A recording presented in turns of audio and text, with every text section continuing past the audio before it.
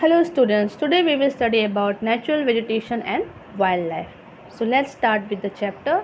The main things we have to study in this chapter are: first is what is forest resources, what are different types of forests, what is wildlife, protected and natural resources, conservation of natural resources and the wildlife. So let's start with the introduction. What is natural vegetation? The vegetation which grows on its own without the interference of any other living organism is known as natural vegetation. Say for example, forest. What is wildlife? Animals who grow without being reared or breeded by human beings are known as the wildlife of that particular place. Forest and the forest resources.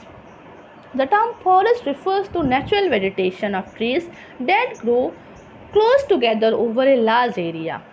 Today, much of the original natural vegetation has been removed to make way for building, roads and agriculture. Much of it has also been destroyed by the natural forces. At present, most of the remaining original natural vegetation can be seen only in the equatorial regions and in the mountain areas in the temperate and the Arctic zone. Types of forest. Forests are different in different parts of the world.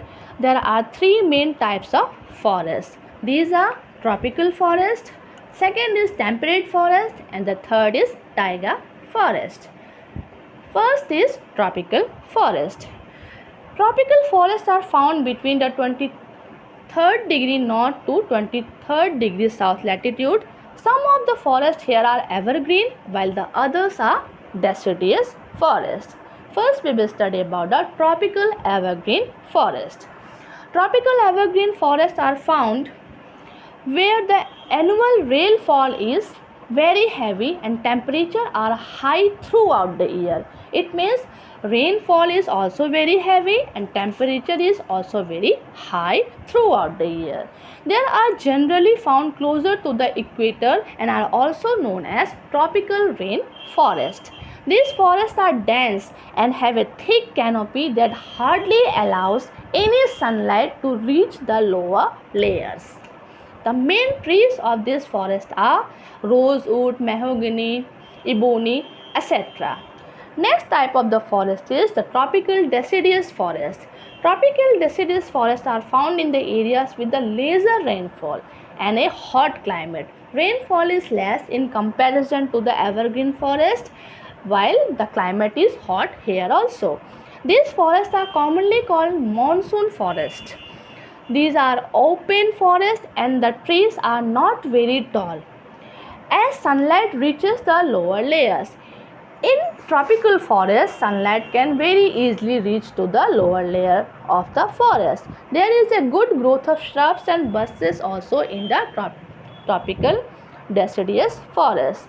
Main type of the trees are teak, sal, sesame, bamboo, etc.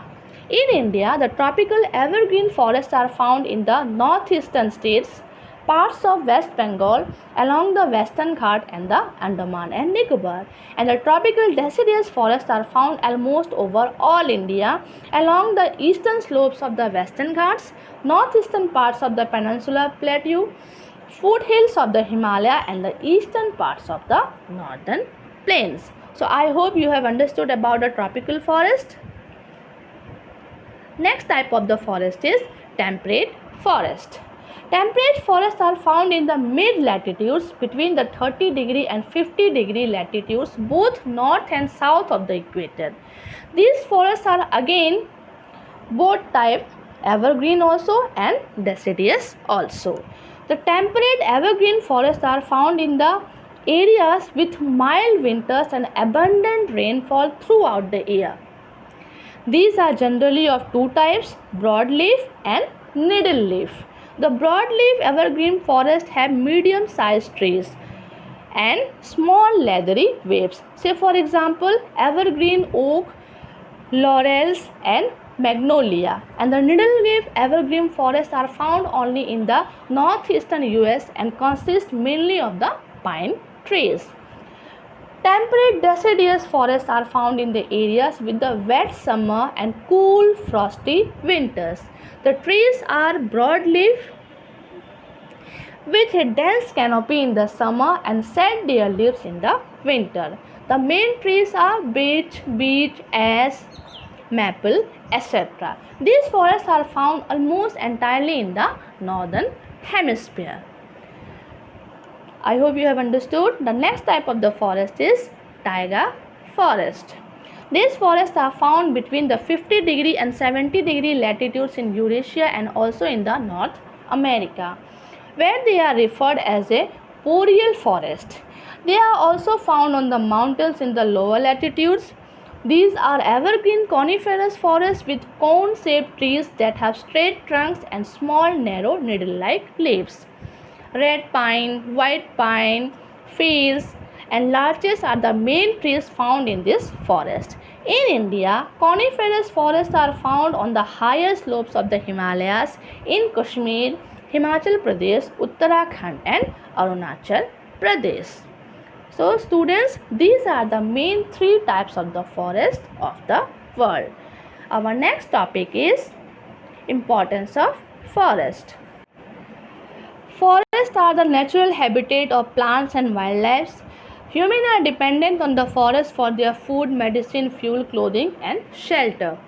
Many people are dependent on the forest for their livelihoods also. Besides that, forests help prevent the soil erosion. It helps to maintain the water cycle and checks the global warming by using carbon dioxide in the photosynthesis and renewing the oxygen supply in the atmosphere. Wood from forest is used to make the paper, pencil, and furniture. So this is the importance of forest. Next topic is wildlife. What is wildlife? Wildlife is an inherent part of forest. They are the part of the ecosystem and forests provide their habitat.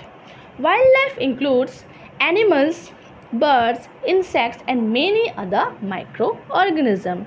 Each one has a role to play in the ecosystem. Therefore, each species is important for the survival of other. However, it is common knowledge now that many wildlife species have become extinct, while many others have added to the endangered list. Now the question arises, what is extinction? Natural extinction happens when the last of the species die due to environmental changes caused by the climatic change or the natural disaster. Often new species that are better suited to the change conditions replace the extinct one, but it is a very slow process. Presently, however, the rapid extinction that are taking place are not natural but human made. Endangered species are those plants and the wild animals that are so small in number that they face the risk of becoming extinct. Roughly 99% of all the endangered species face the risk of extinction because of human activities. So human beings are thought to be the greatest threat to biodiversity. Threatened species. These are those plants, animals, birds, and the insects that are at the risk of becoming endangered in the near future. These are also referred as the red list species. Our next topic is protected natural resources. Under protected natural resources, the first is biosphere reserves. What is biosphere reserves? Biosphere reserves is an area set aside as a protected area for the preservation of flora, fauna, and wildlife. These areas are generally smaller than national parks. Rare and endangered species are often kept here, far from the eyes of hunters.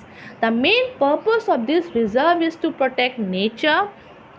These reserves also provide opportunity to study and research in the shelter animals. Next is national parks, or we can say wildlife sanctuaries.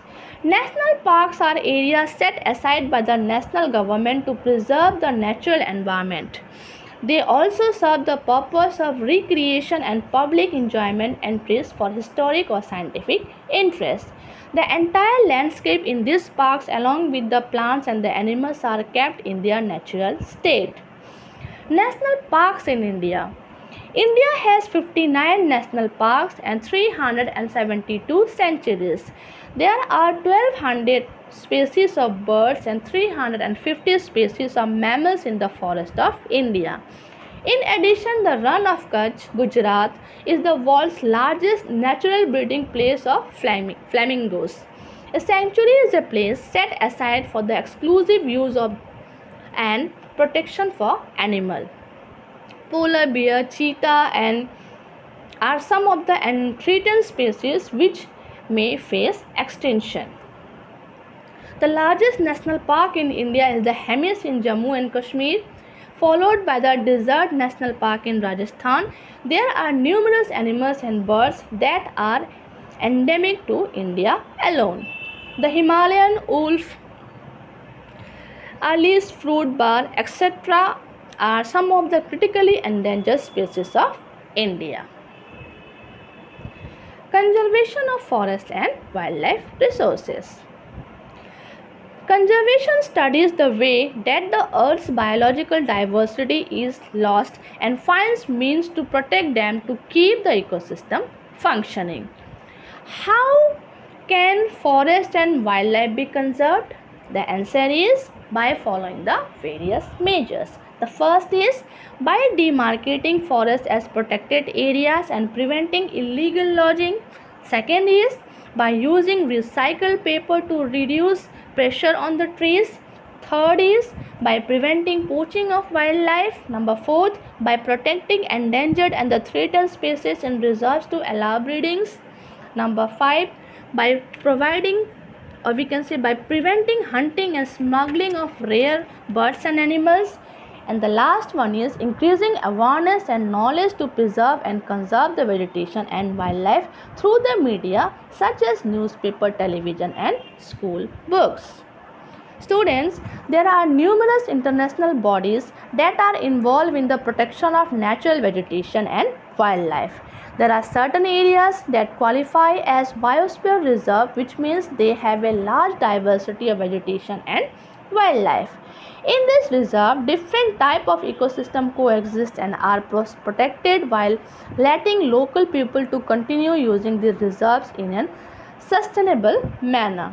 The Convention of International Trade in Endangered Species of the Wild Fauna and Flora ensures that there is no illegal trading in threatened species of wild animals and plants and protected thousands of species of animals and plants. Our country India has also made some special efforts to conserve the natural vegetation and wildlife of India. The main are National Forestry Action Program. It will help increase the forest cover and control deforestation. Number 2 is National Wildlife Action Plan.